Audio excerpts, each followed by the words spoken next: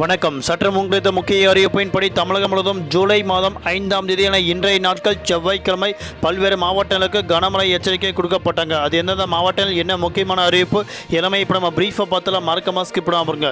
உங்களுக்கு மழை பற்றி பல்வேறு முக்கிய விவரங்கள் உடனுக்குடன் துல்லியமாக தெரிந்து கொள்ள நம்மளோட சேனலை கீழே இருக்க ரெக்க பட்டன் கிளிக் பண்ணி சப்ஸ்கிரைப் பண்ணிக்கோங்க. பக்கத்தில் பெல் பட்டனை கிளிக் பண்ணிக்கோங்க. இந்த வீடியோவில் பிடிச்சிருந்தா லைக் பண்ணுங்க. இப்போ வாங்க வீடியோக்கள் போகலாம். தமிழகம் முழுவதும் இன்று முதல் அடுத்த 4 நாட்களுக்கு பல்வேறு மாவட்டங்களுக்கு கனமழை எச்சரிக்கை கொடுக்கப்பட்டாங்க. குறிப்பாக தென்மேற்கு பருவமழை காரணமாக தமிழ்நாடு மட்டுமே இல்லாமல் கேரளா உள்ளிட்ட மாநிலங்களில் கனமழை கொட்டி தீர்த்து வந்துட்டு இருக்கு.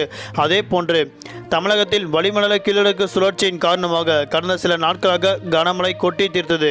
ஆனால் தற்போது நிலவரப்படி மேற்கு திசையில் வரக்கூடிய காற்று வேக மாறுபாடு காரணமாக 3, 4, 5, 6, 7, 8 ஆகிய தேதிகளில் கனமழை வாய்ப்புள்ளதாக சொல்லப்பட்டாங்க. அதன்படி இன்றைய நாட்கள் ஜூலை மாதம் 5ஆம் தேதி தமிழ்நாடு, புதுவை, காரைக்கால் பகுதியில் ஒரு சில இடங்கள் லேசர் முதல் மிதமான மழையும் அவ்வப்போது இடியக்கூடிய கனமழை பெய்யக்கூடும். குறிப்பாக நீலகிரி, கோயம்புத்தூர், திருப்பூர், தேனி, திண்டுக்கல் ஆகிய 5 மாவட்டங்கள் கனமழை பெய்ய வாய்ப்பதாக தற்போது கூறப்பட்டு வருகின்றனர்.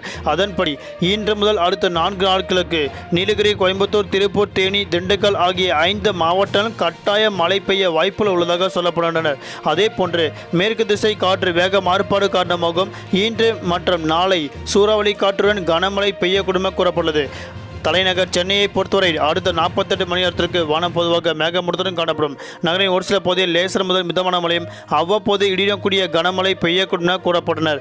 அதே போன்று மீனவர்களுக்கான எச்சரிக்கை குமரி கடல் பகுதி, மன்னார் வளைகுடா, தமிழக, ஆந்திரா கடலோர பகுதியில் மற்றும் அதனையொட்டிய தென்மேற்கு மற்றும் மத்திய மேற்கு வங்கடல் பகுதியில் பலத்த காற்று 40 முதல் 50 கிலோமீட்டர் வேகத்தில் இடையிடையே 60 கிலோமீட்டர் வேகத்தில் வீசுகளும் இருந்தால் மீனவர்கள் அப்பகுதிக்கு செல்ல வேண்டாம் என கூறப்பட்டது. நன்றி, வணக்கம்.